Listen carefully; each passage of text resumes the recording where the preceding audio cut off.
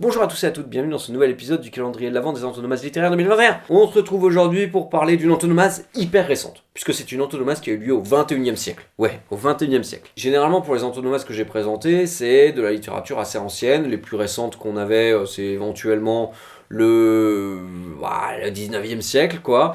Mais en réalité, il existe des antonomases beaucoup plus récentes, et en fait, le procédé des antonomases est quand même quelque chose d'hyper fréquent, qui existe encore maintenant, hein. Par exemple, on a le mot un Superman, quelqu'un qui est comme une espèce de surhomme, ça, vous pourrez trouver, vous avez trouvé un Stakhanov, en référence au Stakhanov de l'époque de l'URSS, hein, cette espèce d'homme imaginaire qui serait capable de tout faire, le super ouvrier en fait, hein. J'ai aussi mentionné dans une autre vidéo un Footix par exemple, hein, donc qui est aussi une antonomase assez récente, parce que Footix ça date de 1998. Mais j'en ai trouvé encore une plus récente, qui vient, alors pas tout à fait de la littérature, mais plutôt du cinéma, qui est un Tanguy. Et oui, un Tanguy. Bien entendu, je n'ai aucun dictionnaire qui le mentionne, hein, parce que c'est hyper récent comme mot. Mais qu'est-ce que c'est qu'un Tanguy? Un Tanguy, c'est en fait un jeune homme, généralement. Alors, on peut éventuellement avoir une Tanguy pour une femme, je pense que ça peut s'entendre. Mais généralement, c'est un jeune homme, voilà, qui a atteint un certain âge et qui continue à être chez ses parents. Les jeunes qui, à 30 ans, sont encore chez leurs parents, on peut les qualifier de Tanguy. Pourquoi est-ce qu'on les appelle comme ça? Ça vient tout simplement d'un film d'Étienne Châtilliez, Tanguy, sorti en 2001.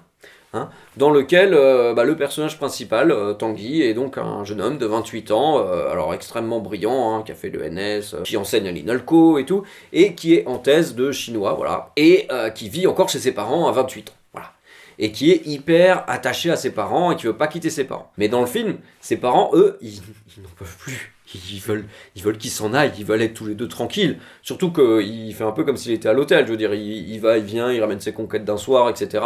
Bon, les parents, ils en ont un petit peu ras-le-bol, quoi. Voilà. Tout le jeu du film, ça va être de voir comment est-ce que les parents vont réussir à se débarrasser de Tanguy. Hein. Je vous en dis pas plus, si vous n'avez pas vu le film, vous le verrez. C'est un film assez plaisant, assez rigolo. Hein. Mais ce qui est intéressant, c'est que l'antonomase est hyper rapide. C'est-à-dire que alors moi j'ai trouvé un article de 2003 par exemple, donc 2 ans plus tard, qui mentionnait les Tanguy. En réalité, je me demande si les articles publiés n'ont pas été publiés dans la continuité de Tanguy, en fait, du film.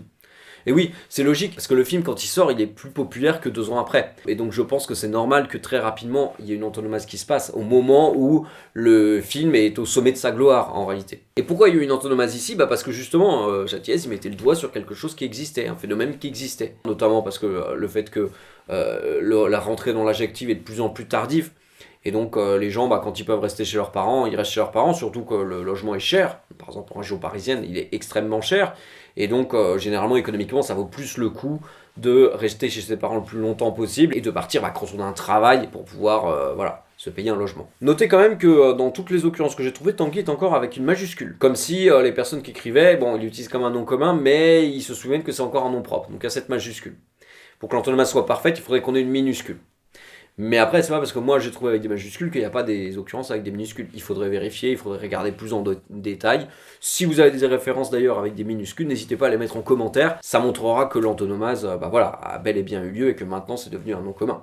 Après, est-ce qu'il restera dans le vocabulaire dans 15 ans, dans 30 ans, dans 50 ans, dans 100 ans? Ça l'avenir nous le dira, hein. Voilà, on s'arrête là. Merci d'avoir regardé jusqu'au bout. Et puis n'hésitez pas à partager cette vidéo si le cœur vous en dit. Puis nous, on se retrouve dès demain pour un nouveau mot. Allez, ciao!